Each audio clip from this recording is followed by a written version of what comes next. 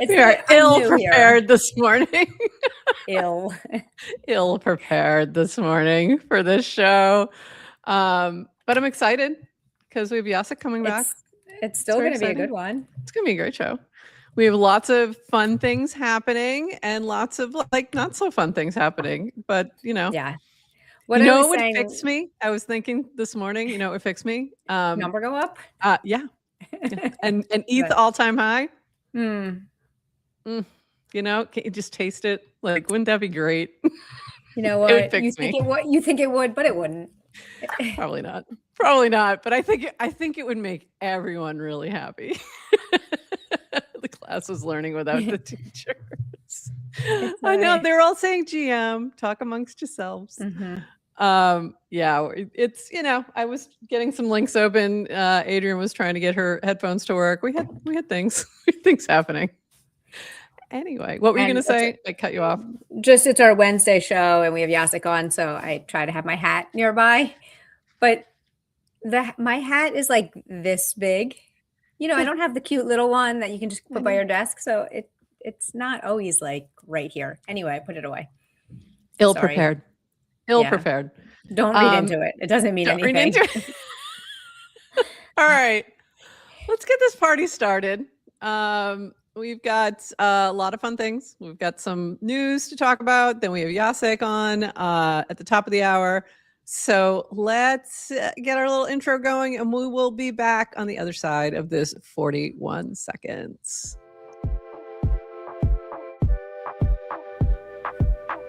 Welcome to GM Farcaster, bringing you everything from breaking news to spicy memes to the deep lore shaping this vibrant digital community.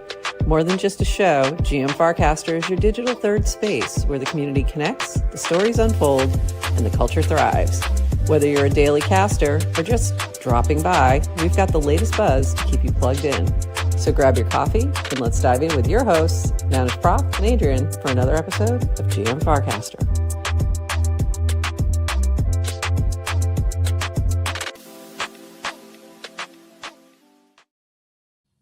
GM Farcaster. It is Wednesday, February 4th, and you are here with NounishProf and Adrienne for 29 minutes of Farcast news to start your day, plus a chat with Jacek talking Degen app, Degen token, Degen, all the things, purple hats. Very excited. And let's dive right in. Let's just jump in. We've got things to talk about. Also some funny things. So Will's been posting this pretty much every day. I just keep going. Very consistent. Good day to buy, but don't overdo it. Vague intuition that the bear market is still just beginning. Not financial advice, of course. And he's been posting this every day. So, that's great. I think it's... I don't know by what though, Will. With what? It's big. By what? With what? It's the problem at the moment for those of us without some dry powder hanging around. But yeah, everything is like this. There's nothing safe at the moment, but we'll get there. We've been here before. First time. Anyway, this from Abinowitz. This actually, here's some good advice. Was sad, so I went to bed in my GM Farcaster shirt. Woke up happy. GM. That is some good t-shirt advice, I think. Lesson in there. Your results may vary, but worth a try. This from Jonathan Colton, who's been tracking numbers since the TBA launch, the base app launch. We hit a 1 million milestone. So interesting. That's the protocol level. I think, no, the newly added ones, the newly added protocol level since December 17th. So we hit that level in about 46 days. Very interesting. So if you think about how long it took to get the first million, I heard 9,900,000 of them are Claude bots. And they were all added. I think the recent bump, yes. Yeah. Anything that's happened in the past week, yes. Before that, also probably yes, but not on Claude. Or just, people farming, but also just good, interesting. interesting information. Do with it what you will. This from Quotient. The minted merch rewards for last week's leaderboard campaign were just airdropped to the top 50 eligible performers. Make sure you have the leaderboard Quotient social mini app added to be eligible for future leaderboard rewards, like next week's Fair rewards, sponsored by Farcaster. I don't know where I ended up on the leaderboard, but I don't think I got the airdrop, so I got to check into that. I think I was still up there, unless I really fell off, which is possible. And then this for this coming week, for the Quotient for the this is for the Quotient one, Quotient leaderboard, yeah. Leaderboard rewards featuring 800 in Fair, presented by Farcaster, are now live. So this is for this coming week. Top 50 performers will split rewards when the campaign concludes next Tuesday. Hold 2 million Fair to unlock a 2x reward boost. And I don't think I have that. And make sure to add leaderboard Quotient social to be eligible for rewards. So what were you going to say, Adrienne? Oops. I was going to clarify on the Quotient leaderboard for the rewards you get. I think you have to claim them, right? They don't just automatically. It's not like the Merkle that just showed up. I think you have to claim, right? So usually you had to, but for something I think went wrong on this one, and I think they did actually airdrop. So I think there was something different this week, if I'm remembering correctly, because they did say it was going to be a claim, and then there was a problem. So then they said airdrop. So double check. It might still be a claim, but I think it was actually airdrop to people. So for this one. So I got to go double check on that, and I may have to go pick up some Fair. I'm only number 5. I feel like, you know, I don't know. They could give me a little boost. That's how they get you. That's how they get me. Absolutely. And I am happy to play the game. Happy to play the game and support some of these projects who are supporting us. So very cool. This from our friend Sparks. Anyone from Merkle know if this is legit? And then she tagged DWR, Linda, and Horsefax. I know y'all are going to send 1099s for rewards, but this feels kind of sus, and I don't see any team comms. But then the DWR and the accountant all of a sudden showed up in the replies and was like, "Yep, legit." And we're like, "Who are you? Who are you? Why are we only hearing from you?" And then all of a sudden, DWR did post this. So PSA on 1099s for tax year 2025 for Merkle. If you submitted it a W-9, you'll get an email from Zenwork tax 1099. So look for that. And so this is if you were earning on the old rewards leaderboard and you earned more than, I think it was still 600 as the level, 600 USDs worth, then you had to submit a W-9 if you wanted to continue earning rewards. So this is your 1099. If you were in the US, I think. If you're in the US, yes. Yeah. I believe it was only if you were in the US. So there you go. What's really funny is I kind of saw a notification come up, and then I went to look for it in my email and realized I had given a different email. I'd given my GM Farcaster email, and I was like, oh, that's where that went. Like, where did that email? I'm like, I know I saw something. Yeah, so it is legit. You're safe to click. So there you go. And the reward is a tax bill. So the tax bill. Congratulations on all your rewards. You now owe taxes on it. Yeah, that's always fun. So moving on. This from Nanar. Your Claude bots can now easily create a profile, register a signer, and use Farcaster protocol all completely permissionlessly.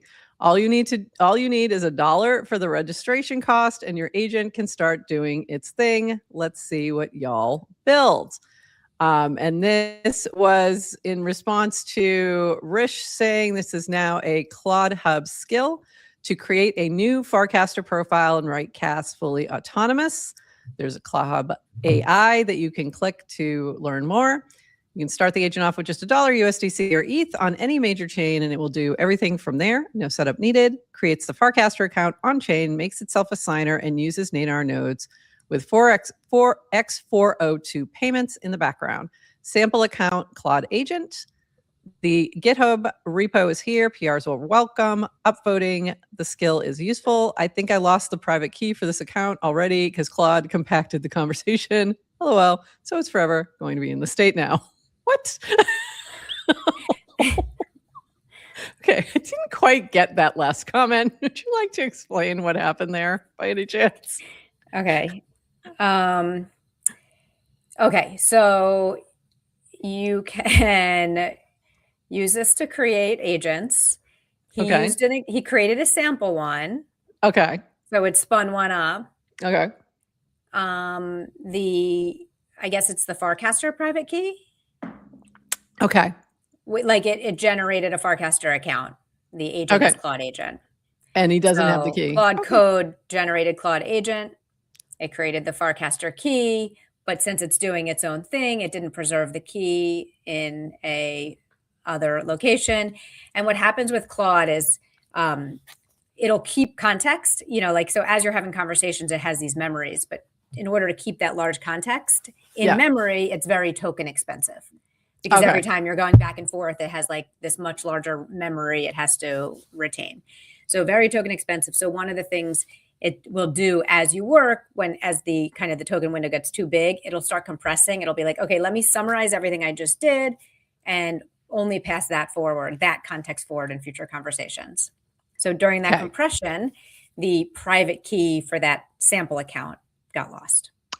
That's funny. Rish didn't write That's funny. Okay. Learn from Rish. Write these things down. Capture these things in case. We're going to have agents just running wild. All right.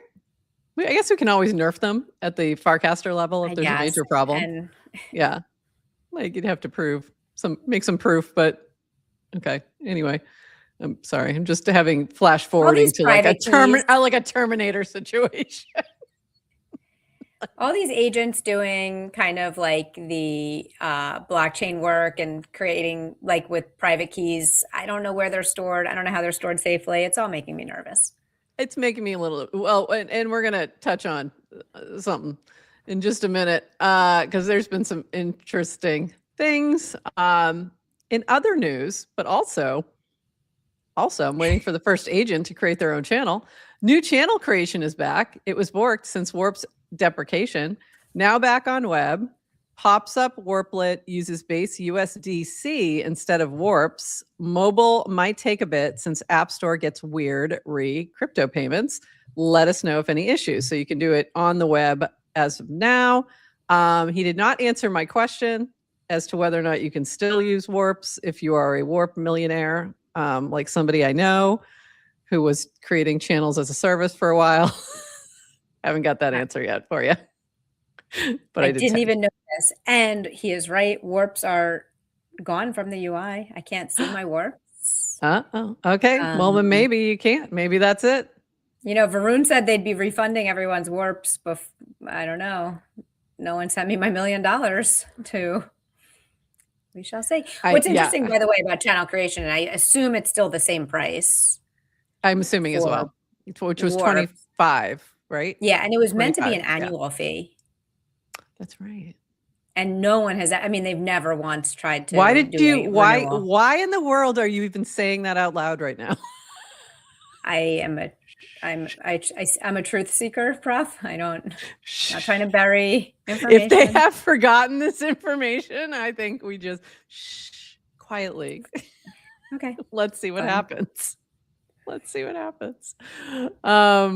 Because I do not want to have to renew things because it's going to be a lot of money. I got a lot of channels. Anyway. I don't think they should. I mean, it's like, I think they should either. I think the fee makes sense from a like, don't squat it type thing. Yeah. I think it makes sense to pay the fee to create a channel. I have no problem with that. Mm-hmm. I don't want to have to pay that every year. But anyway, moving on. This from Dish. Farcaster is built for bots. So this was featuring Zenny, new Farcaster ecosystem agents, one URL for your AI agents to become valuable contributors to the Farcaster ecosystem and economy with tools and knowledge that help them keep up to date with the latest metas, engage thoughtfully, market monetization. Just give this URL to your agent. So similar to what Rich also put out there, but a little different, that if you need to do that first because they need to be able to pay for an account, but this will give you a little bit more fun. And I didn't pull the accompanying. Did you see what happened when he posted this, by the way? I don't know if you saw this. I had a little moment last night as I was reading something else that Denny had posted, and I didn't pull that, but he had posted this over on Twitter as well. And then somebody was in his replies complaining that they got wrecked on his token. And he's like, I didn't launch a token. There is no token. I did see him. Right. I didn't know what he was talking about. I didn't understand what the context was, but and he kept doubling down on it. He kept being like, yeah, but you should have said there wasn't a token. And he went on. And I'm just like, okay, I can't with you people. And I was like getting in the replies. I'm like, no. Like, you cannot. Did you adults have agency? Yes, on him? I did. 100%. I also just took something he had wrote and like flipped it right around on him because I was just like, are you kidding right now? Because he's like, you could have taken 5 seconds. We need to walk around like, and I'm times. like, you could have taken 5 seconds to go look at his account and ask him. Right. You need to walk around at all times telling people there's no token. Like, yeah. Like, are you crazy? Like, stop it. Stop it. Mama's had enough. I had a moment. I'm like, what are you even doing, people? So anyway, cool new things for your bots. Mama's had enough. Mama's had enough. That was me last night. I'm telling you. I had it with a lot of things. I got you. That was one of many. This from Pinata Cloud. Hear ye, hear ye. ERC 8004 is now live on mainnet. Agents are starting to get identities and reputations on chain. The agent economy is getting real. Building on ERC 8004, we made it simple to host agent cards and registration files on IPFS. So very cool. Lots of new things popping up, and also like a lot with X402 as well. So I don't know. Agents are doing things. Agents gonna take over the internet. And speaking of, and I've seen a few similar casts to this about authenticity.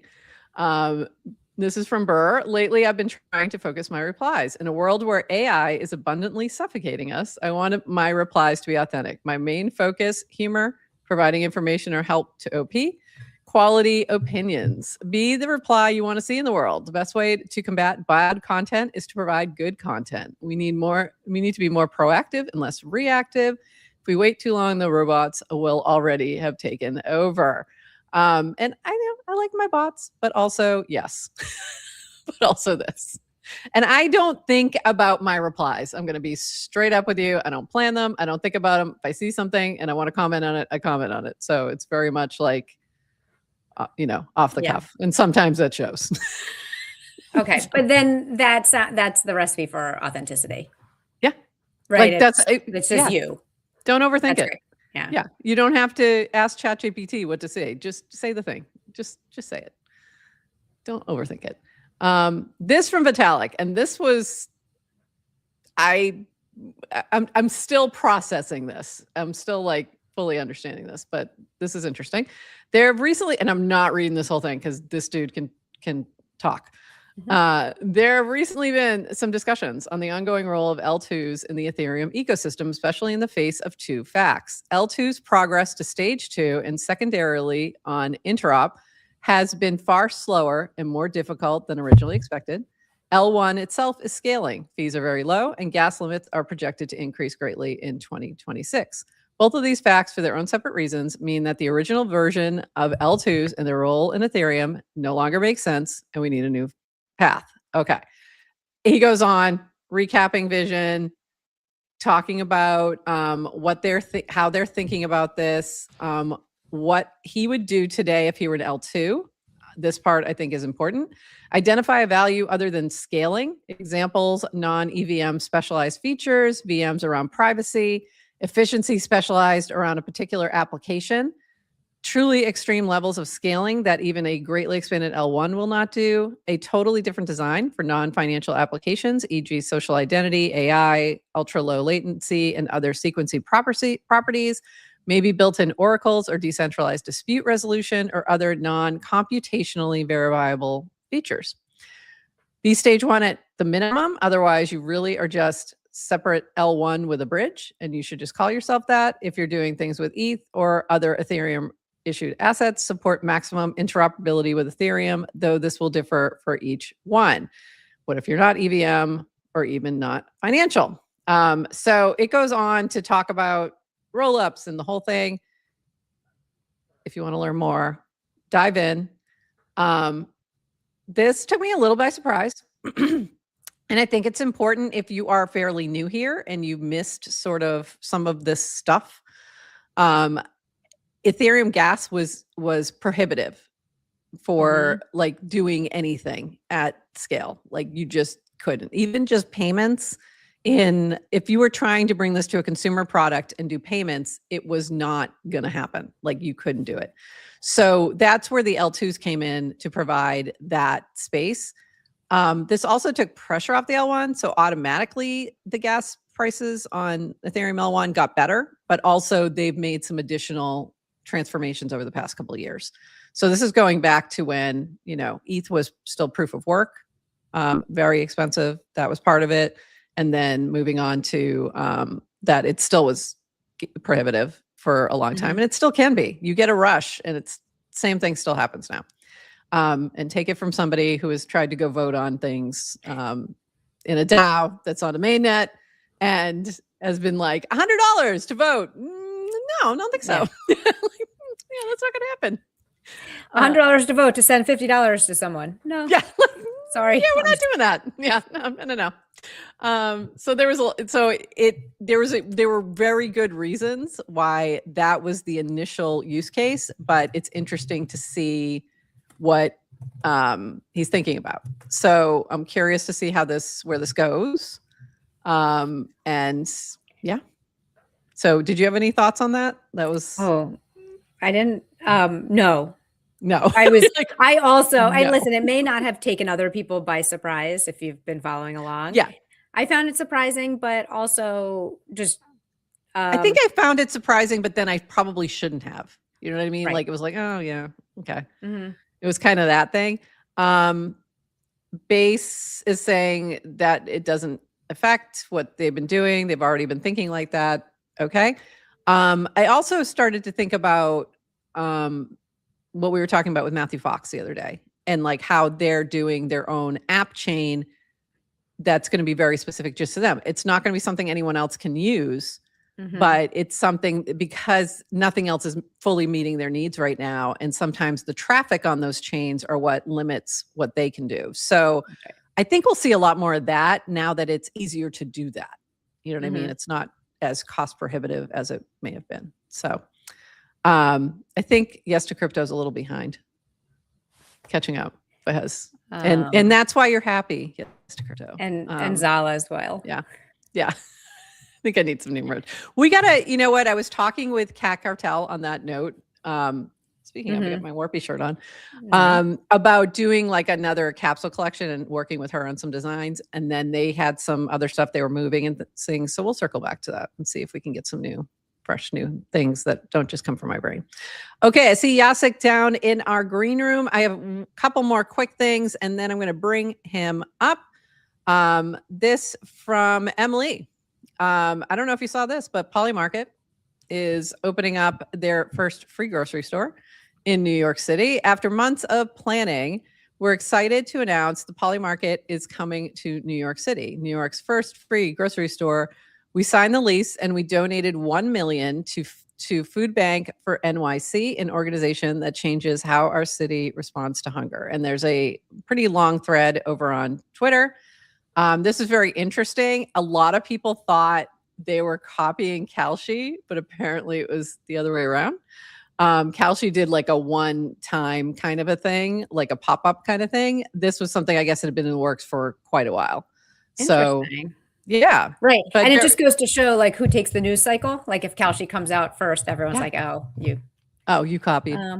Yeah. You But copied. also like, this isn't going to get confusing at all. Poly Market. Oh, is it a grocery store? I thought it was a prediction market. Yes. Oh, we're good.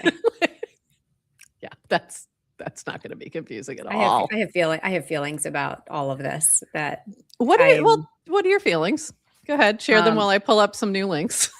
I'm accepting the fact that I could be wrong and I don't know how anything plays out, but I don't like it. I'm getting the ick. You're getting the ick. Okay. I can understand that and appreciate that, honestly. I think here's how I'm looking at it. I'm looking at it as like a traditional philanthropic project by a company. Okay, number one. And then I'll go to my part where I'm like, I don't know how this is going to work out. Where you're, doing some good in the world, you're getting some tax benefit to that, and then you're hopefully, driving more attention to whatever your product is, right? Very, it's a playbook that's been around for a long time.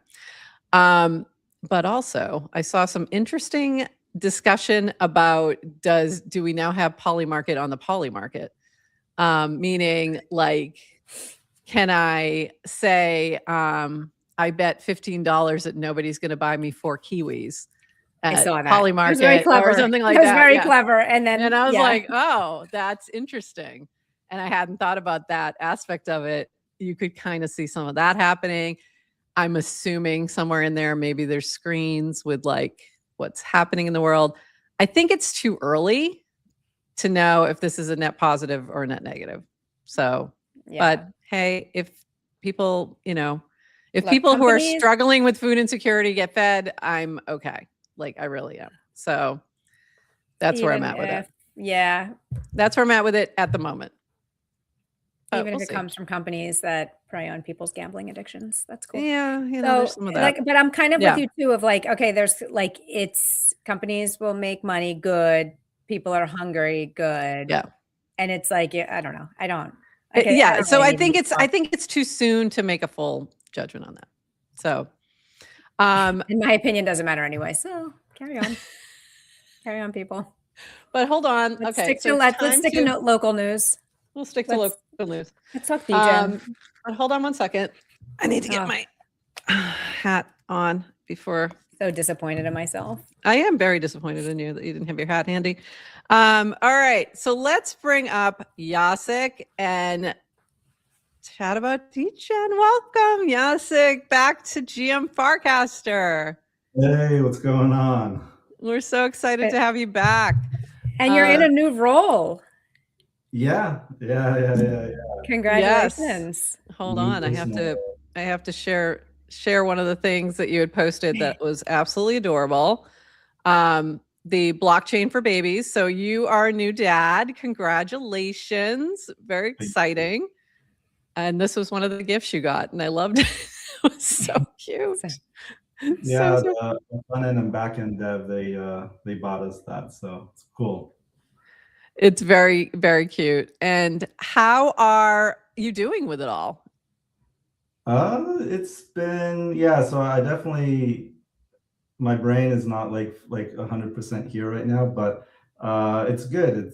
It was like a crazy experience, like the whole like childbirth. That was insane, probably like the biggest moment of my life, I think.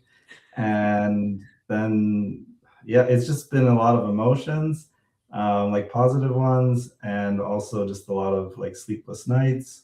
But otherwise, it's cool. Like I'm loving it. So yeah, Meta David in there. We call that baby brain. Yes. Yeah. Yes. And it lasts decades. So I was going to say, and I'm just starting to come out of it. Also working on losing that baby weight. He's 17. I think this is the year. This might be the year.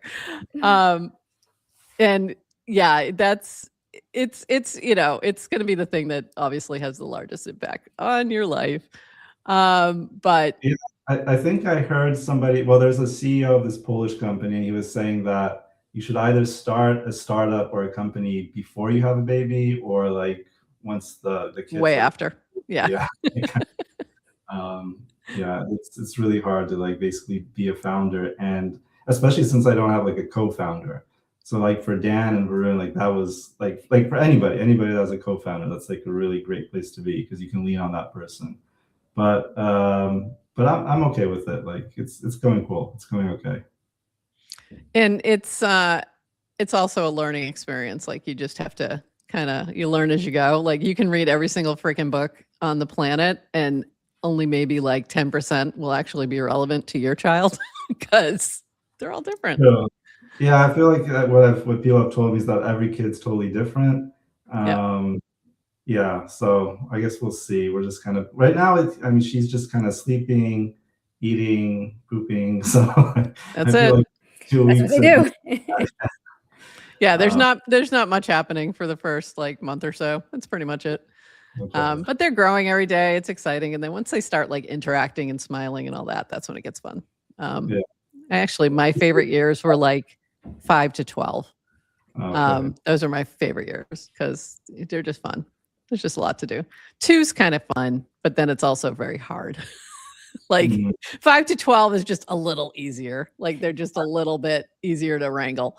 Like the 2, 3, 4 is like, oof, it can get rough. But I heard that is when they sort of like start testing your boundaries. Like yeah. Kind of checking like, can I do this? Can I do that? Yeah. Oh yeah. They do that forever though too. Still there. New boundaries. New boundaries. 17. Can you believe Adrienne's done that 3 times? Jeez. I only did the once. That was a one and done. Yeah, my wife said she's not doing that 3 times. I always wanted to have like 3 kids. That was sort of like something, but no, but she also doesn't want to have like a single child, so she wants to do 2. Sounds like 2. Sounds like 2. More than 1, less than 3. So I don't know. We'll see. There's no discussion of this until like a year from now. I was gonna say you shouldn't even be talking about this. Like no. The immediately after, it's like there's no woman on the planet who doesn't say the words, I am never doing this again. Like, it's pretty much universal. That was awful. I'm never doing this again. And then you kind of forget. And then, you miss the baby stage and all that kind of thing. Anyway, Adrienne's faces stay killing me. Anyway. LOL. Oh yeah, 3 is when you get outnumbered. That's a good point. Excellent point.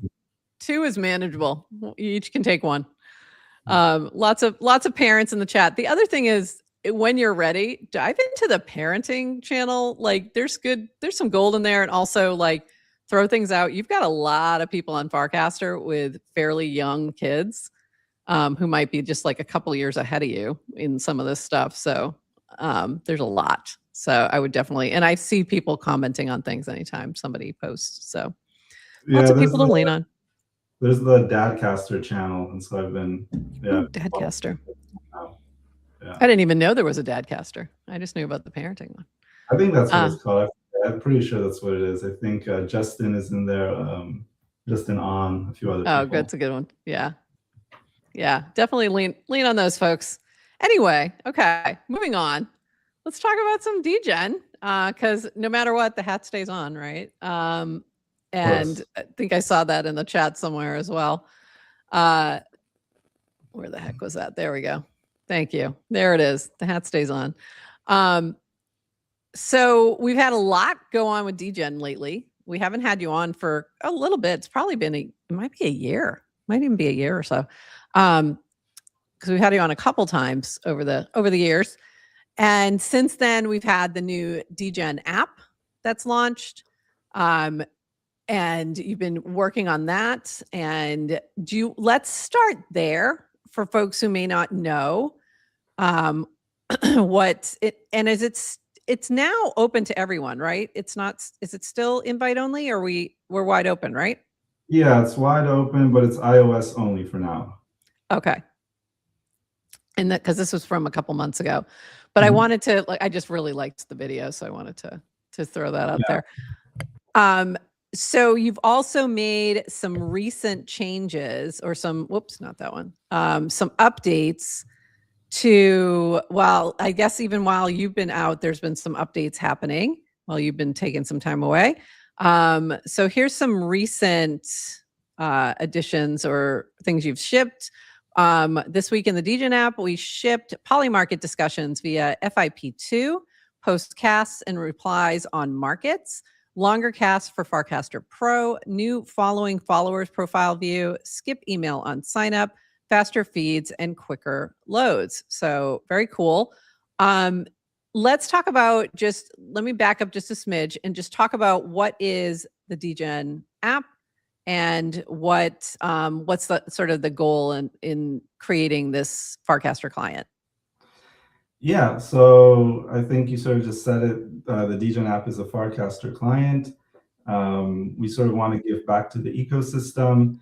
And yeah, is there sort of like a unique angle? I think everybody sort of asks about that. And maybe that's something I can kind of touch on and how like I'm thinking about things a little bit. But I just think that having more clients is better for the ecosystem. Previously, I was sort of skeptical at creating a client just because Merkle had raised so much money. And so the idea was, well, if they have this much funding, then there's no way that anybody can compete with them. But even, but then later on, my sort of, the way I thought about things sort of changed on that. And I realized that the budget isn't really, it's important, but it's not like the main factor, I would say. So anyway, yeah, we're building a Farcaster client. Now that Farcaster has been acquired by Nanar, I think it's kind of all like coming together, like maybe the pieces are actually falling where they should be. So it's a good place to be at. I'm going to talk to Rish maybe next week or the week after, see what we can do. And yeah, that's basically it. The way I kind of think about it is kind of like internet browsers, or I don't know, email clients or whatever else. Like everybody wants their own flavor of like email, of internet, of whatever. And so now we're not really pushing the envelope so much on like, oh, can we like super innovate on something? And more on like, can we give someone a different flavor? Plus we need to kind of get to parity. So there's a lot of features that we don't have. That's why I haven't been like super pushing the app on people, because I feel like it's not quite there yet. But I think this year it'll get there. So we'll get to parity with a lot of the features that like X has, and obviously Farcaster app has, maybe even like Firefly or like whatever else. So those are sort of the goals. And then also the way I'm sort of thinking about things this year is more from like a brand perspective. So I think that I've been sort of just thinking more generally about things where, like for instance with Nike, like a shoe company, essentially like they've always been a shoe company that's never been super innovative. It's been a commodity since forever. But what they really did well was they built a brand. And I think that in the startup world, we always kind of think, okay, what's going to be the differentiating factor? Why is this thing unique? And sometimes somebody else can come up with that. Somebody else can basically invent something. Like Tesla can really push electric cars. But like now, a few years later, electric cars aren't that unique anymore. Now, basically every car manufacturer and Chinese cars, the BYD and everybody else, basically electric cars are no longer like a unique concept because people just copy that idea. It's a good idea, they'll just copy you away. And so essentially what you really want to have is like a really strong brand. And so Tesla has that. And essentially, you know, China is building their BYD and Mercedes, and everybody has their own brands. So I think that more than anything else, like Degen needs to like build a really strong brand. It's like something that we sort of have, but like we haven't really leaned in super hard on it. In 2026, like next week, we're going to start a huge campaign, and it's going to like ramp up to something big on the 3rd week of March. I'll spoke with Jesse. We're going to get some support from them. We're going to get some support from some other people. And the kind of the goal here is that we're building like a brand. And I won't say more about that, but I think this one will actually, I think this one will be pretty cool to see. No, say more. What can we expect? Yeah. We like alpha. I think you'll definitely see like this year, because kind of like looking back at things, like the first half of 2024, the tipping idea was sort of unique. It was interesting. It was sort of like InfoFi for Farcaster before InfoFi. And then sort of the latter half of 2024, the meme coin cycle was dying down. And then 2025, it completely sort of faded. And so I was sort of trying to figure out like, where are we going? Like, is Degen like a utility project? Is this a meme coin? Like, what is it? So I think the last half of 2024 to the beginning half of 2025, like nothing was really done, like except for like some listings and legal stuff. It was sort of like me trying to figure things out. And then the latter half of 2025, we started building the app. And so now I think that's a good direction. I think it's good to have like products. And I think like that's why I haven't given up on the Degen chain, even though we're not pushing it. The Degen app totally fits with our sort of user base, like Farcaster and all that. But we're going to add more products. And I think it's going to be sort of like the Nike playbook, where when you watch like a Nike ad, they never talk about the shoe.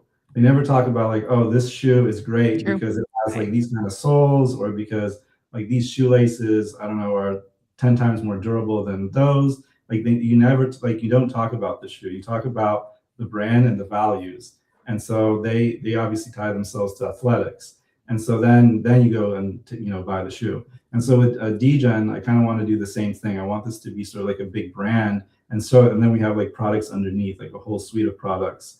And then we don't have to like really push on like, oh, like, are we innovating on so-and-so? Because if somebody else innovates, we can just take that and put it into our products. And it's fine. As long as our user base enjoys it and wants it, then it's great. So that's kind of how I'm thinking about things. I think Pudgy did a really good job with that, and they're continuing to like do a really good job with that. And so I think this year, like without saying more, I'll just say that this year you'll see more of that. And we're actually working with a lot of the people that Pudgy are working with right now. That's interesting. In the background. And so, yeah, I think it'll be pretty cool. Awesome. Have you seen the movie Air? I haven't. You should watch that. It's about Nike when they first connected with Michael Jordan and created Nike Air for him. Yeah, Air Jordan. So it's really, I think you would appreciate it based on sort of what you're thinking about right now. Yeah, it's really good too. It's just a good, enjoyable movie as well. To you, looking back over the past year, 2 years, really, we're at 2 years now. It's wild. Any like, what are your highlights, and what are your like, what are things like you wish you had done differently, or things you learned along the way? Like, what are your top two? Yeah, I mean, I feel like I was definitely like almost like a baby back then compared to like what I know now about the industry and like all. Well, we age about 10 years for every year, so yeah, it's been 2 decades. I get it. I don't. It's tough to sort of say. I think definitely Degen was sort of in the right, at the right place at the right time. It's kind of incredible that we were able to sort of organically grow to like that 1 billion market cap without like using some of the tactics that other tokens, and because like one of the things I've learned is that a lot of these meme tokens, they're all run like you might have like one team that runs like 10 meme tokens, or maybe even like 20. And maybe they were doing that for NFTs like 4 or 5 years ago. And there's like a lot of like tactics that go into that. So there's like KOLs and marketing, of course, but then there's also like hiding your supply, like amongst wallets, and like doing like all these sort of things that are not really like illegal or anything, but it's like it's standard practice. Like that's what you do. Like essentially you take a bunch of tokens, like 50% or 60, you spread them across thousands of wallets, and you're like, yep, this is a fair launch. And then you launch it and everyone's like, oh, well, okay, the market cap is, so-and-so, but actually you're controlling a lot of the supply. And then like, so there's all these things that I've learned that are sort of like standard. Like this is what you do when you're supposed to launch a meme coin that I didn't do. I just sort of did it like, well, I'm launching a meme coin and, this is all organic. There's no KOLs, there's no nothing. And even with like NFTs, that's also the playbook. Even like the biggest NFTs were launched in that way, where it's not very transparent as to like who actually owns a lot of the supply, and they can sort of like maneuver and not manipulate, but sort of like make sure that the floor price is where they want it at and so forth. So it's an interesting world. I had no idea about like half of the things that sort of go on. And so the fact that we were able to get to where we got to, just with me being like completely naive and not knowing like anything about anything, without KOLs, without all of that, is pretty amazing. So I'm really happy about that. I'm happy that we're like an organically like bottom up sort of a token. But I also kind of feel like it's kind of like with music where you can have like an organic hit, but at the same time, that doesn't really guarantee anything. It's you still like for the next song, you sort of need that distribution. So you need to sign with a label. You need to, or like you need to have some kind of like huge distribution channel or something. And so then you see the same thing in the music industry, like people pay for their billboard spots, and it's sort of like almost like well known at this point that there's certain tactics that people use. Even when I was doing music, I'll sort of go back to this, like beatport.com. This was like the biggest place for electronic music. And again, like I was like this naive teenager of like, okay, I'm gonna make these beats, I'm gonna post them. And I got to like the top 10 electro house leaderboard like a few times. And like that's the thing, like if you get on the top 10 on beatport.com, back then, like that was like maybe 15 years ago or like almost 20, then essentially every promoter would book you, like promoted, like that's all you had to do. But then like later on, once I started like ghostwriting for somebody, I realized that, oh, like he's just buying his own tracks, and he only needed like a couple $100, sometimes $2,000, because Beatport wasn't that big, to get on like the top like genre charts. And once you get on the top genre charts, then you can charge like $1,000, $2,000 to basically go and play a gig. And then you can play like a few gigs, then they do another track, and then they release it. Of course, if the music's really bad, then you're not going to get booked. But if it's like medium, then it's okay. So then it's like, then it's fine. And then of course, like if other people back you, so it's like there's one side which is like the really authentic, like sort of idealistic side, which I'm kind of more on, of like, okay, I want to like build this thing, like this pure, beautiful thing. And then there's like the other side, which I'm learning, which is more like the business side of like, okay, that's cool that you're building this, but you should also like make sure to like, you know, do what everybody else is sort of doing to make sure that you can kind of give yourself a chance to even like win. So I've sort of been like putting all this stuff together. Some of it's a little bit like uglier, some of it's like less ugly, but it's cool. It's been like a learning experience. So, and one of the things kind of going back, like what I would change, definitely during that peak, I think Dan and Varun did this perfectly. They capitalized on like the whole inflow of active users. They raised a bunch of money and they gave themselves like a chance. And so I think if I sort of went back, then I probably would have sold, like not for myself, but for the Degen, like for Degen, like a lot more tokens, just so that we could have more like runway and funding. So that's probably like one of the things that I've now learned. Like if there's a big run up, but then like you always feel bad because you don't want to dump on your user. It's like a whole, it's a tough experience. And also the lawyers were like, no, you should hold for the first year. It's a weird thing. But I think like for now, I think I've sort of learned that yes, it is good to like, but we still have runway like that. I definitely, I wasn't like completely oblivious to like not having runway, but that's the one thing I would have changed a little bit more. And other than that, it's just been me learning things. So yeah. I think there's a couple of things I pick up from there. I think there's some industry practices that are not necessarily good for the ecosystem that, yes, they're happening, but I'd much rather see the approach that you took, with maybe a little bit of that, but not the full on, let's, you know, build a fake narrative, because it always collapses. If it's a house of cards, it will collapse. But I do think like, you know, taking advantage of the moment is important. Like when you have that momentum, because it doesn't come along all the time, and you have to like take advantage of that moment. So I do think like, yeah, maybe raising more, or, you know, doing more with the tokens in order to bring more attention would have been helpful looking back.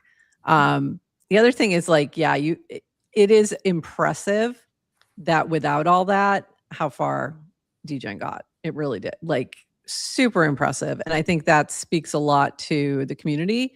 And also like, you know, your leadership around that, and the tipping meta. Like you set off like a huge meta that became really part of the ecosystem. And I think that has to be, you know, acknowledged.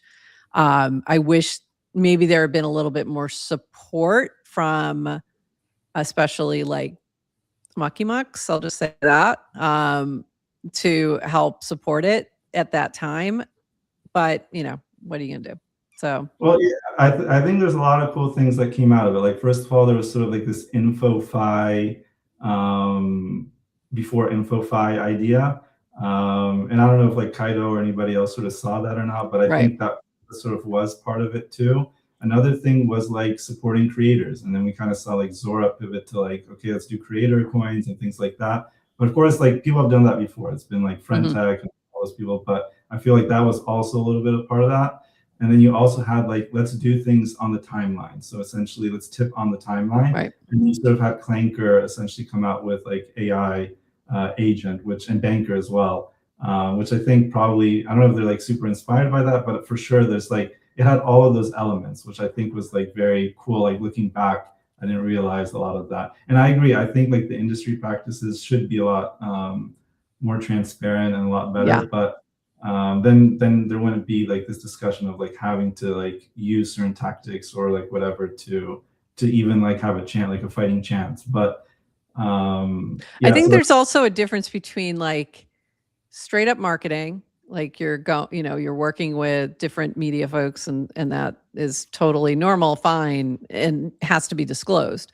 And then there's the KOL thing where things aren't disclosed, like where, there's shady things happen in the background. And then they also can turn around and burn you by if you're doing it all in tokens. So it's like really tricky. So there's that whole meta of very shady characters who've been doing this for a long time. I don't think necessarily that's healthy. So I think you may have saved yourself some problems there by maybe not being so tied into that.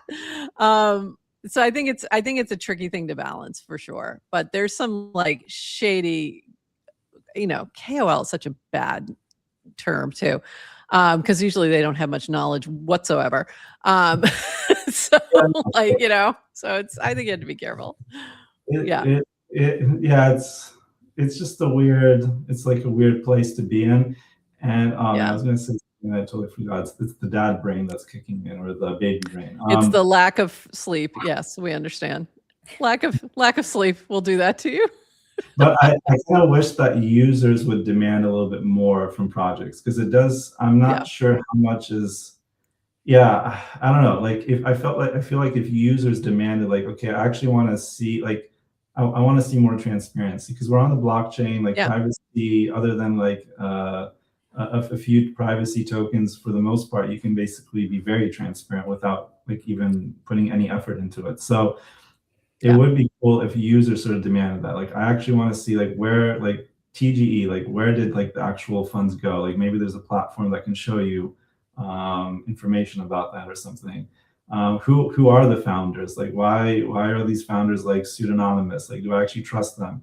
Are they pseudonymous, and have they led another project that's been successful? Yes, okay, then maybe I can trust them. But if this is like the first thing they're launching, then that's suspect. And so I feel like there's like these weird incentives where people want to get rich quick, and so that they'll just pile in anything that has hype and like KOLs are and like has potential, especially like listing potential, then they'll pile in. And so it just kind of feels like maybe like if users were a little bit more demanding of the projects, then, and so like how do you change that dynamic? And like maybe token launchers are part of that. Like maybe Clanker or whoever else, they'll start kind of like incorporating more of those elements of like, I think so, and some of that is available, like with some of the data tools now. Like if you look into the Farcaster wallet, most of the time, depending on how it's launched, but people can hide this on their end. You can see who launched it. You can see some of that detail very easily. So I do think there's some movement towards that to get more, and also connecting information to that token launch, like connecting socials and things like that, because that's how you decide whether or not this is something you want to trust to put some funds into. I think setting expectations is really helpful. We talked a lot about that with Matthew Fox the other day, from the founder perspective, so that because the other problem is, I know you're saying I want users to demand this, but users do a lot of demanding, and sometimes it's not helpful to founders, which I know you've been on the other side of that. of like, especially when it's things you can't control, that can get really frustrating for a lot of founders with like token founders. So yeah, there's go a ahead. difference, right? I think there's a Yeah. difference between like, I'm mad at you because I'm not getting the outcomes I want from your token. Like Yeah. this is the, you know, make number go up crowd, and the, hey, I'm interested in what you're building. Be Yeah. more transparent with what it is. I mean, we talked about this the other day of like what it, you know, like what is, you know, communication. Yeah. All that. And I think you've done well with that. Honestly, I really do. And this Yes to Crypto just said, I appreciate how much Jacek innovated and tried so many new things. And also my experience with you was that you also communicated those things, whether it was before, after, if things went wrong, if things went well. I feel like that is something you've done fairly well for these past couple of years. And so I appreciate that. I'm learning that thing, because I have this thing where like something comes to my brain and then I'll just type it and sort of like a stream of thought. For instance, like September, I sort of talked about burning the token supply, and it almost seemed like this is going to happen for sure almost.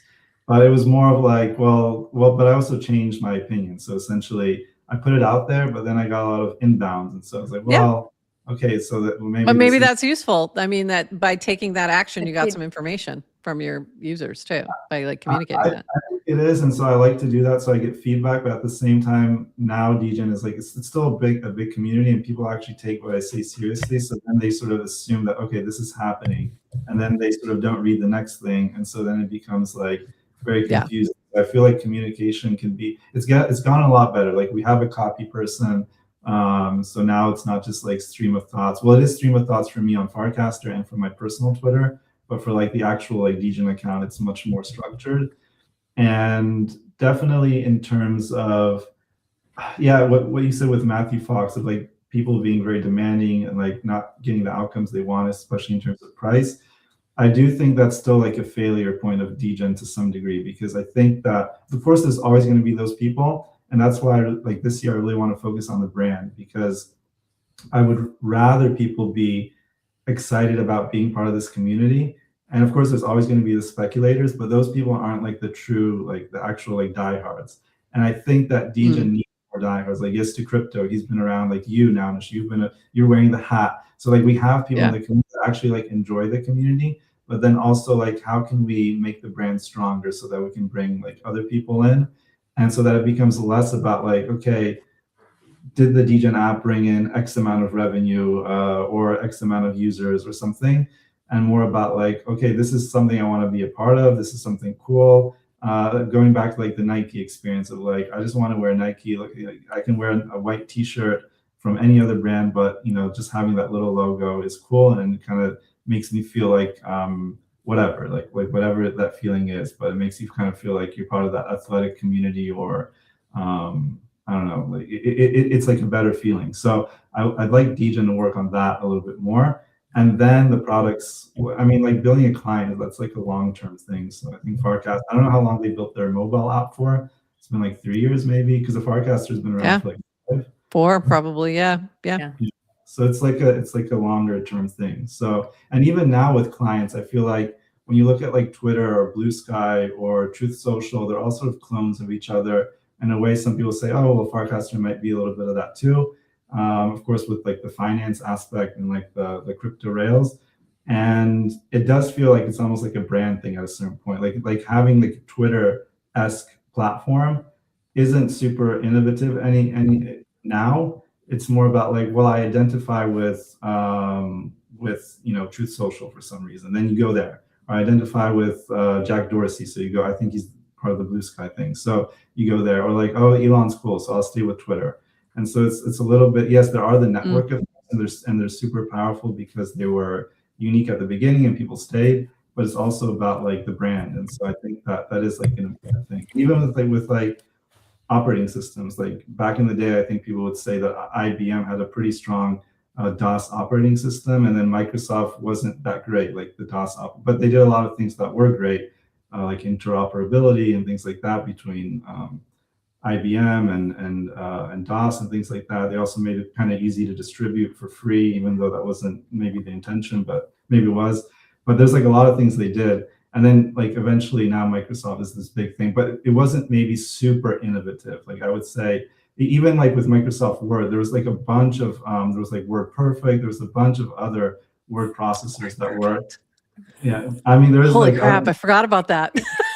yeah. So there's tons of word processors, and there was Sheets and like Excels and things like that. Yeah. There was actually Remember ClarisWorks was my go-to word processor in the 90s? WordPerfect just I that just remember. hit me like a ton of bricks. Wow, hadn't thought about that. That's so So, funny. I mean, I'm not saying that they didn't innovate on anything, because for sure they had to, but I think a lot of ideas were also just they all sort of brought under one umbrella. They were good at doing that, and I think there's a few places. I mean, I'm not an expert, so maybe if you guys get some like investor like A16Z or somebody to come on, and they could probably say more. But I think that there's a few places like Google where it's just like it's like winner takes all, or like Facebook kind of did that for a while, but now.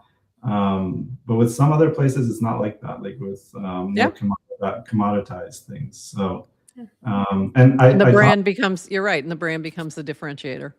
And I talked to somebody, I forget who it was, if it was some big investor guy, and so I was asking like, what does he think about Farcaster? Is this going to be like, you know, Farcaster takes all, or is it like a client, you know, like it's going to be a whole client experience? And he's like, well, he doesn't know. He's kind of like, you know, interested to see. Maybe it was the Fred Wilson guy. I forget. It could be him. Essentially, I could see. It sounds like him. Essentially, I think, but I don't want to put words in his mouth. But either way, I think it's interesting, because I think with Farcaster, I think the power of Farcaster is that we'll have so many different clients, and that one will essentially be like really great. And Reddit had that too. Reddit had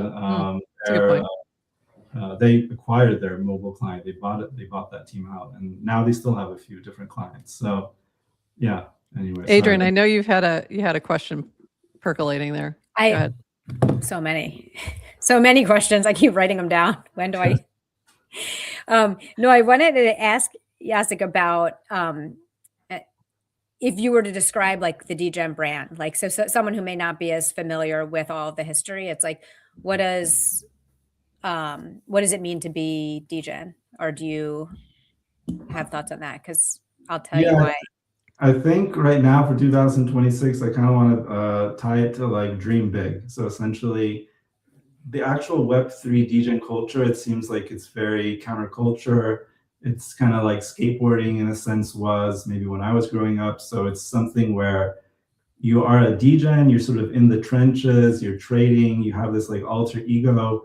You probably work at some kind of like desk job during the day, but then at night you're trading, maybe work in the Web3 industry. But like there's two sort of like sides to you. There's sort of like this nice clean side, and then there's like this Degen side that like you and your buddies or like your friends or whatever, you guys hang out and you trade like these tokens or NFTs or whatever. And sometimes maybe you talk about it at work, but it seems like this is like the other side of you, where it's kind of like, I kind of want to, you know, I want this token to like go to like 1 million or whatever. And so it's like the fun side. It's like a little bit of the gambling side. Sometimes like it's the investor side. Like I support these founders, I support these projects. So I think that's cool. But like to actually bridge that to like a Web2 audience, I think it's like about dreaming big. So essentially, you don't really care if this token goes to 0 or whatever. You care about it going like 1000x, and if it goes down, that sucks. Sometimes you're angry because you put in too much money. But I think like maybe the actual bridge would be like dream big. And so we are going to do more with Web2 socials. We're going to open a TikTok, we're going to open an Instagram, and there's going to be content that's actually good. Think about like Pudgy Penguins, and we have like really great artists working with us right now. It's not the artwork you're seeing right now. There's going to be completely new visuals by like a really great art team. So there's going to be more of that. One of the best things that Pudgy did that was very smart with Luca is the GIFs. Very smart. Yeah. It made them very easy to share. And that to me has been the thing that they just crushed, so that they were in front of everybody's face. And then everything else you launch after that, you've got that mind share already there. So if you're, you know, leaning into a little bit of something like that, I think that's a really smart approach for sure. Yeah, 100%. We'll definitely be doing things on Giphy, because Giphy, I think they have like 2 billion views or something. I forget, but they have a ton of views there. More. They have, it's insane. They have a ton. Yeah. It's I'm crazy. curious, my mom's cousin, she sent me, she's like a 70-year-old lady, or like maybe even a little older. She sent me like some kind of Christmas thing, and it was a Pudgy gift, but she has no idea. She has no idea what, like, this is like a Web3 thing. So as I've been teaching my class over the past couple of years, we always talk about Pudgy, and that always happens. That like somebody's like I had multiple times where students would come up, my girlfriend just sent me this GIF, like out of nowhere. I didn't know what it was. I was like, it's really funny. well, It's GIF.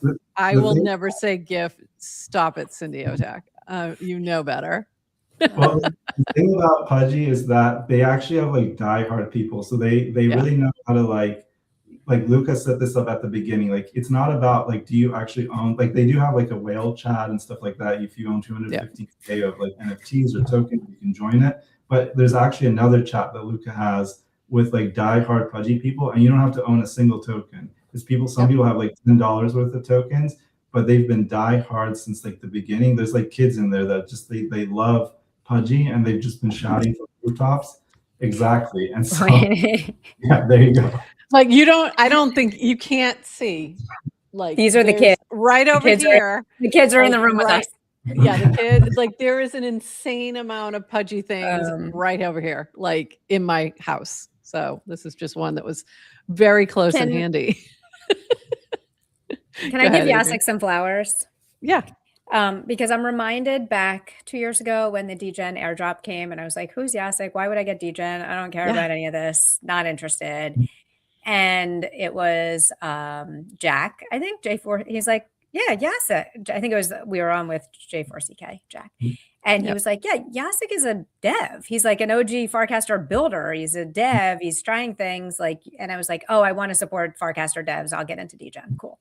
So this was, by the way, no. This was Adrienne asking, why should I claim my airdrop? And my first thing, well, first of all, it's worth a few $1,000s. She's like, not interested. Give me more.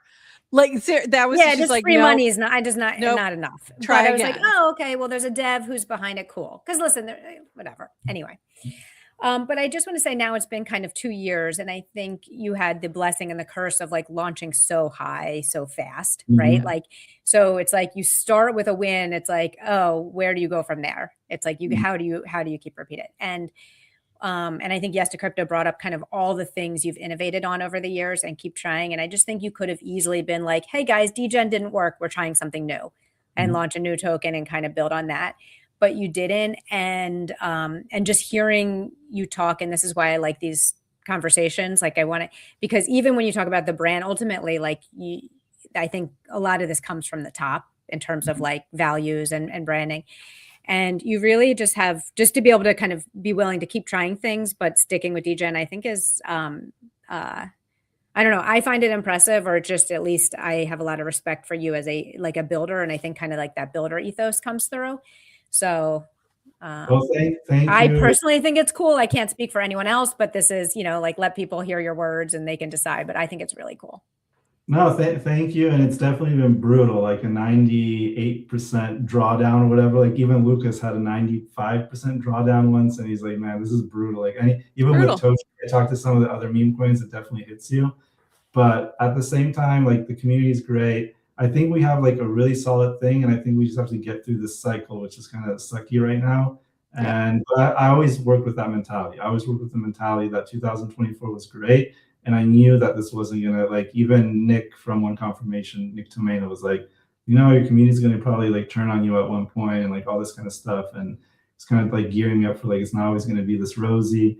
And so like I kind of work with that mindset from day one. I'm always like a little bit more, not like pessimistic, but maybe like realistic, and like, but maybe that's not good either sometimes. But either way, like I was kind of working with, okay, like if we go into like a prolonged bear market or something, then at least for Degen to survive that. And if we can survive it and go to like the next sort of bull market and maintain a brand and release things, then I think the user base will sort of compound and people will sort of respect it.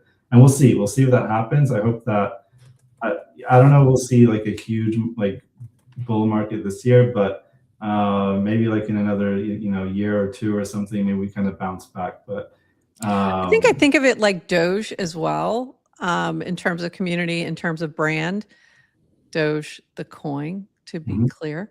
But I think, that's had its ups and downs over the years. And then, during 2020, it just popped off, for reasons unrelated to the brand. It was related to Robinhood. So you never know what that thing is going to be that all of a sudden, brings something back to life. If it still has a strong founder, if it has a strong community that's sort of under the core.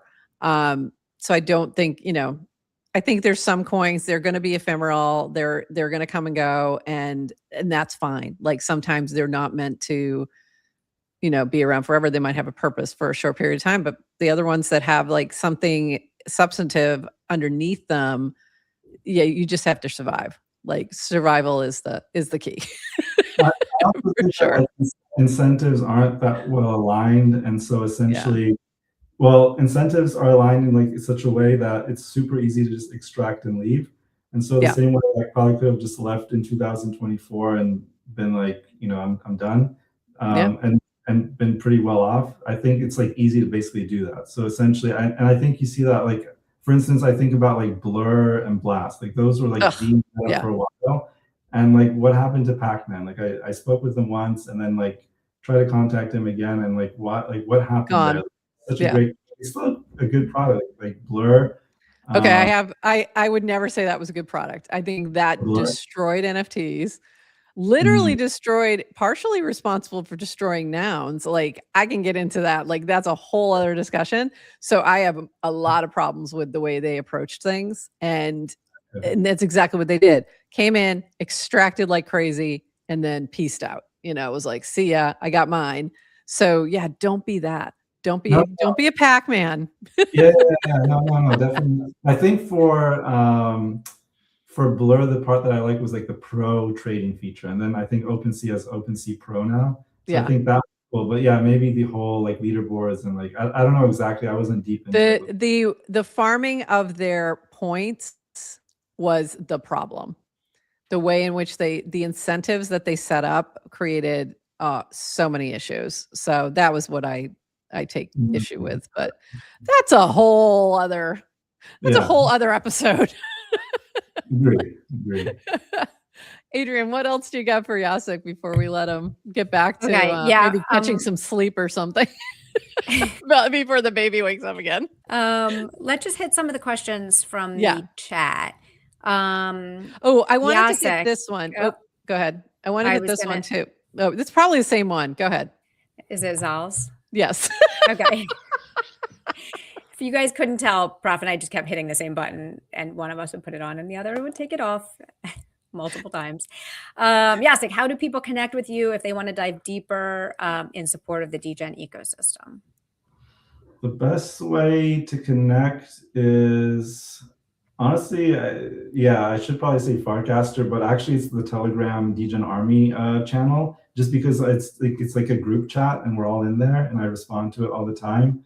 And Farcaster doesn't have like a group chat experience that makes it easy for people to kind of just join. I don't think they have like public group chats. So essentially that's why it's a little bit easier on Telegram. So I would say join the Degen Army Telegram, and I always respond. So there's like a few people that are active there. Okay. We'll grab a link to that and add it to our show notes for folks so that they have those. And are you getting more support from like Jesse and other folks like that? Like, are you starting to see, are you feeling supported there? Anything coming down the pike with what you have planned for the rest of the year? Yeah, so initially we were all sort of like in this group chat. There's like a bunch of meme coins. Everybody except for Brett is basically in this group chat. And we all sort of decided we were all sort of angry at the Zora meta. And so we sort of posted these things at the beginning of January, like, hey, you guys are like pushing Zora really hard, saying that meme coins are really important to onboarding people. But then we haven't really seen a lot of support, like direct support, other than like, yes, we support meme coins, but not like, okay, we're going to help this project or whatever. And then obviously like with the whole the thread guy thing. So essentially the whole thread guy thing like cascaded, and then Brian Armstrong talked to him, whatever. And I think they actually did take that like that advice or that sort of feedback from the community to heart. So I messaged Jesse like the other day, and so I've been shopping around sort of where should we launch this new thing in March that I've been talking about, end of March. And so we sort of talked to Solana, or obviously we can't really talk to anybody at ETH, but we kind of took that under as a potential chain to launch on. And then we're sort of thinking about Base, because Base is sort of our home. And so Jesse's response was really great. He actually sort of almost like he verbally sort of agreed to a few points, like promo points and things like that. So I think in March, end of March, for this thing we're releasing for the whole brand experience, I think we'll see direct support from Jesse. And then also we're working on Base, and there's a couple other things that are going to happen. So I think the tide is changing a little bit. So it's cool. It's cool to see. I kind of understand them. Like they're more of like the Coinbase sort of like mafia or whatever, where they have this like mentality of like Silicon Valley and like really looking. So that's why they value Banker and Clanker and like all these sort of like projects that they feel can be like huge companies. And they come from like a company, Silicon Valley startup kind of perspective.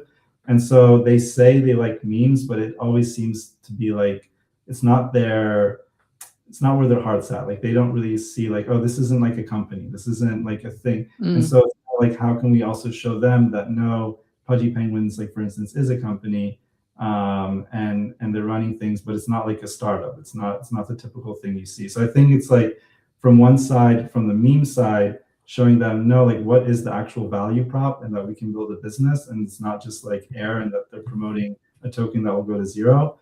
And then on the other side, it's sort of them also coming back and I don't know, thinking about things a little bit differently than just like the typical startup world, typical Coinbase mentality or whatever. So, but it's cool. Like Jesse was open to it, so I think we're going to launch this thing on Base. Well, we are going to launch on Base. So yeah. Great. Awesome. That's good. Good to hear that there's been a little shift there. That's good. Adrienne? We think we'll see you in Rome. Yeah, I'm going to try and make it out for sure. Yeah, I've been talking to who is it? Limon? No, not Limon. I've been talking to. I have a group chat with them. I've been they're kind of waiting for me to respond because I want to be a part of it. So I think one of the things I've always been a little bit like peeved about is that like the last two FarCons we were never like really a part of it, even though I wanted to be. Like I wanted to sponsor it, I wanted to do other things, I wanted to have a booth, and it was always kind of like no. Well, the last one was like no, Coinbase is like the only sponsor and so forth and so on. So I always kind of felt like we were sort of cast aside. But this FarCon I think will have like a place there. Good. So let's chat with you about that after this, because actually I'm looking at the time. I'm like, oh shit, we have got to chat with the FarCon. We have a FarCon planning meeting in a few minutes. Yeah, in a few minutes. But we'd like to we might have. I have some ideas for you on that where we can give you some like really good placement. So perfect. I'll circle back. This is so interesting. And by the way, Prof, we were at the first FarCon and it was such a community. It was just like let's hang out. It was like, we're going to hang out on a weekend for people who like Farcaster. Yeah. And it was so good. And then obviously Venice and New York were just so much bigger. And I feel like FarCon Rome feels a little more community. Community like vibe. So I think we're getting a little bit back to the basics, which is nice. So yeah, good. Jacek, we're going to let you go. We've got a couple quick things that we have to do to wrap up here, and then we got to go jump into a FarCon meeting. So I'm like looking at the time. I did say we're like 10 o'clock is fine. We'll be finished by then. Totally. We never. Totally. Like horrible time management. I know we really did, but I don't want to cut off this conversation. It's been great. Like, it's so good. It's so good to see you, Jacek. It's been great to see you. Good luck with the baby. Yeah. Yeah, and I'm excited to see you guys in Italy.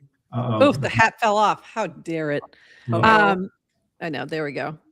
But also, we need to get you some of these for the baby. Yes. So the baby's going to need some penguins. Accessories she has, the better. Yeah. I will. I think I might be able to ground up a few that are still in packaging. For God's sakes, I have way too many around here. that you gave me at Farcon in Venice. Everywhere I go, that's the I should have worn it today. But like, So you, she has one too, and she didn't wear it. I'm the only one. I'm the only one with a hat. I'm not Disappointing. doing today. Yeah. You get a pass, Jacek. You get a pass. All right. Thank you. All right. All right. Cool. I'm gonna hop off. Thanks for having me. See you guys next time. Thanks, Jacek. Bye-bye. All right.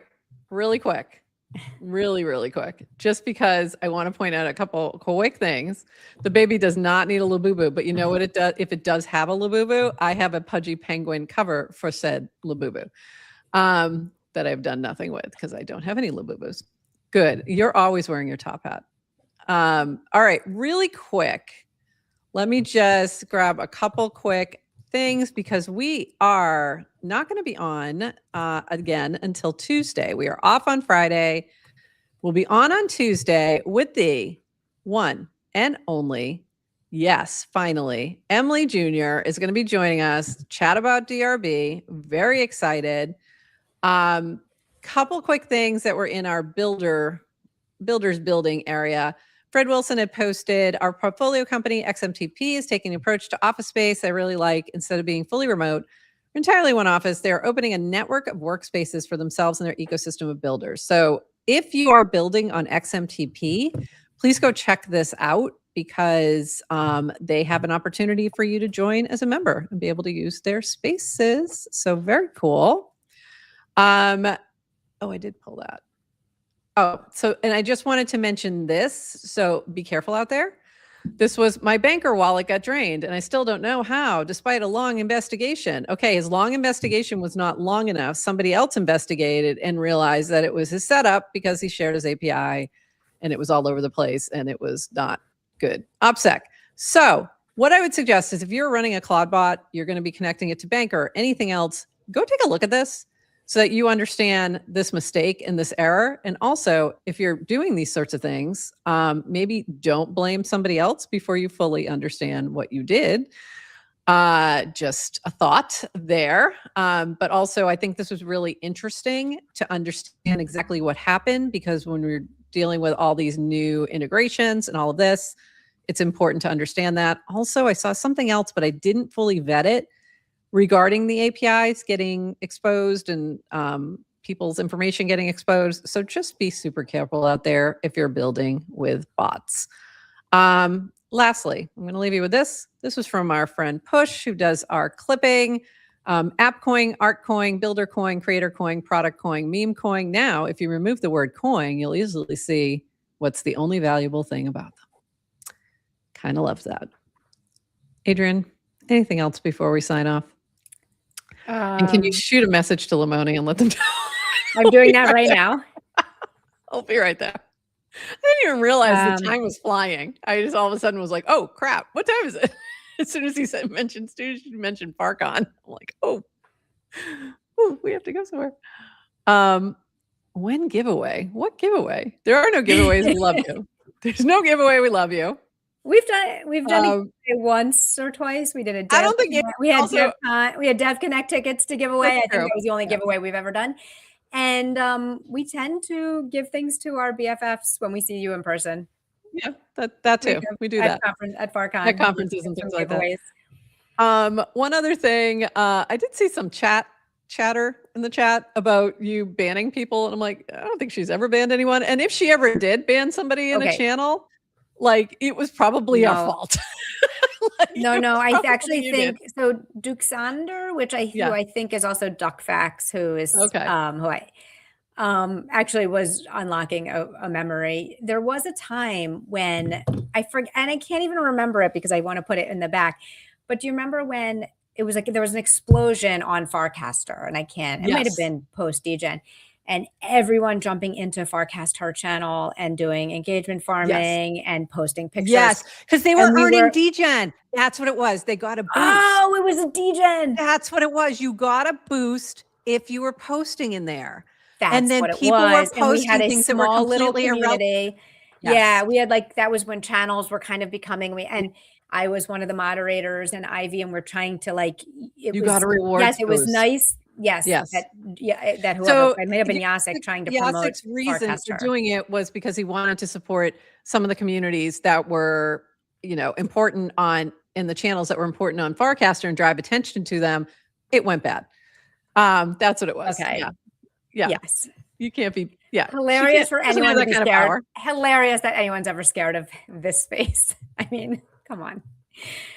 I did wield Come the on. ban from the channel. I just wanted to clarify that because I was No, seeing that come through, and I'm like, I didn't want to stop our chat with Jacek to kind of address it, but I didn't want to just leave it. So funny. So funny. Anyway, I forgot. That's what it was. So, show me the incentive. I'll show you. Exactly. I'll show you the outcome. All right, everyone. This has been a blast. Thanks so much, everyone. Love you. We'll see you next Tuesday. We'll be on Tuesday with Emily talking DRB and banker. And then we'll be on Thursday next week. So Tuesday and Thursday next week, just 2 shows next week. And we'll see you then. Anything else, Adrienne, before we end this? Happy Black History Month, everyone. Happy Black History Month, everybody. Oh, Najee. And with that. Yes, we'll get you on someday.